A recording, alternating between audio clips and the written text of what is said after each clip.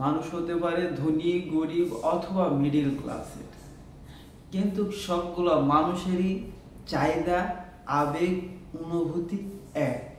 এর মধ্যে কোনো পার্থক্য, ডিফারেন্স থাকতে পারে না বা নেই। উদাহরণের জন্য বলি, ধরেন একজন ধনী মানুষ গাড়ি কিনবে, তার পছন্দের গাড়ি BMW। আবার একজন মধ্যবিত্ত ব্যক্তি গাড়ি কিনবে, তার পছন্দের গাড়ি হলো ফরভার্সন। আবার একজন লো লেভেলের মানুষ, সেও গাড়ি কিনবে, তার পছন্দের গাড়ি হলো ডাইনাইট। এখন ধরতে পারেন তিনজন মানুষ, তিন কোয়ালিটি, তিনটা লেভেলের, তিন কোয়ালিটির গাড়ি কিনতেছে। আসলে কোয়ালিটি তিনটা হতে পারে, মানুষ তিন লেভেলের হতে পারে, এটা কোনো ম্যাটার না, কিন্তু সবাই কিন্তু সবার নিজের পছন্দের গাড়ি কিনতেছে, এইখানে কিন্তু কোনো ভুল নাই। কেউ কিন্তু এই তিনটা ব্যক্তির মধ্যে কেউ কিন্তু অন্যের পছন্দের গাড়ি কিনতেছে না, যে যার পছন্দ মতো গাড়ি কিনতেছে। তবে এইখানে তিনজনারে কিন্তু সমান ডিপ্রেশন আছে, কোয়ালিটি আলাদা কিন্তু ডিপ্রেশন সমান, টেনশন সমান, কোয়ালিটি আলাদা হতে পারে, চাহিদা কিন্তু সেম, মনের কোয়ালিটিটা চাহিদা কিন্তু সেম, সে গাড়ি কিনবে। তিন লেভেলের মানুষই গাড়ি কিনবে, চাহিদা সেম গাড়ি কিনা। এখন এইখানে আবার দেখেন ডিপ্রেশনটাও কিন্তু সেম,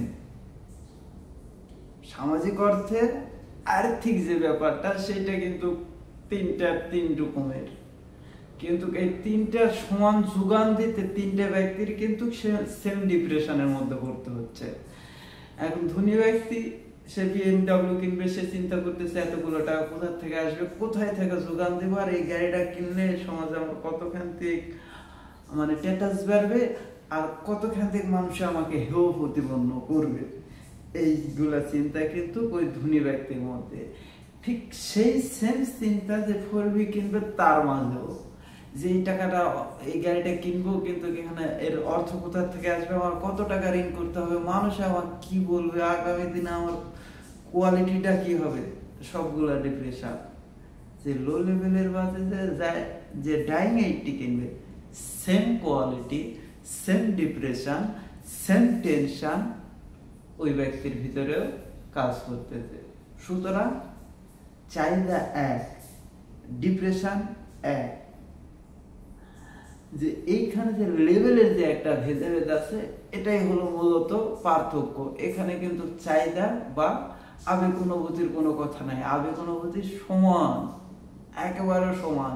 সেও দেখছে তার প্রতিবেশী তাকে কি বলবে, আর সেও দেখছে যে তার প্রতিবেশীর কাছে তার মান কতখান থেকে হবে, সে কতটুকু সম্মানের জায়গা পাবে। বিষয়টা হচ্ছে এটা। যদি ওইটা বলি, যদি এইটা বাদ দিয়ে যদি অনুভূতি বা আবেগের কথা বলি,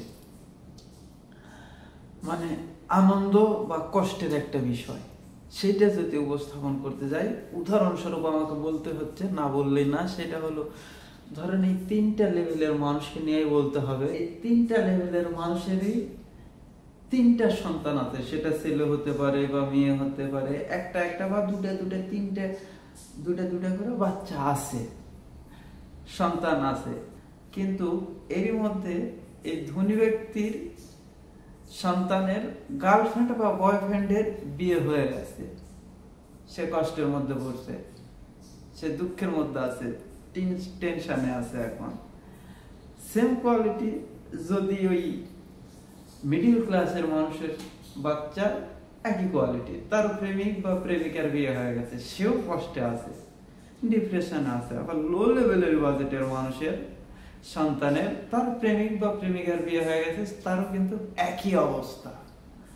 তাহলে এখানে কিন্তু প্রেমিক বা প্রেমিকার বিয়ে হওয়ার কারণে ধনী, মধ্যবিত্ত বা গরিব কারো বাচ্চা হ্যাপি না, সবাই ডিপ্রেশনে আছে। মানে সবারই জায়গা কিন্তু একটাই, সেটা হলো ভালোবাসা। আর এইটার মূলত এই কারণে সবার চিন্তাধারা এক। আমরা যে দূরত্বটা বজায় রাখি, দূরত্বটা তৈরি করি, সেটা হলো আমাদের সামাজিক প্যাটার্ন। এটার মধ্যে মানুষের চিন্তাধারা যে মূল ফরম্যাট যেটা হলো মানুষের আঁকড়ে ধরা বিষয়বস্তু, যে মানুষগুলো আমরা নিজেকে চাহিদা করি, যার উপর ভিত্তি করি, সেইখানে কিন্তু যে সামাজিক প্যাটার্নের এটার কোনো প্রভাবই পড়ে না। সামাজিক যে আইন অনুগতা এটার কিন্তু কোনো প্রভাবই পড়ে না। সবাই মানে নিজের নিজের জায়গা থেকে অভিনয় করি মাত্র। তাছাড়া আমাদের আবেগ অনুভূতি সব এক, সব কিছু এক, এখানে কোনো চেঞ্জ নেই। আবার যদি দেখা যাচ্ছে যে যদি এটা কষ্টের ব্যাপার গেল, আবার খুশির দিকটাই দেখেন, ওটাই একটু উল্টা করে দেখেন, দেখা যাচ্ছে তিনজনের মানে তিন লেভেলের মানুষেরই সন্তানের বিয়ে তাদের পছন্দের মানুষের সাথে হয়ে গেছে। ঠিক ওই মুহূর্তে এই 3 দুগুণ 6টা বাচ্চায় পৃথিবীর সবচেয়ে সুখী।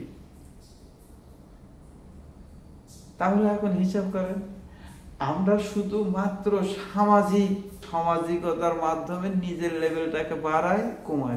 আমরা যে মানুষ, মূল যে কাঠামো, আমাদের যে মন মানসিকতা, সেইটা থেকে আমরা এক চুলো কেউ নড়তে পারিনি, বা আগামী দিনে কোনোভাবেই সরে যাওয়া সম্ভব না। ধন্যবাদ, ভালো থাকবেন। আসসালামু আলাইকুম।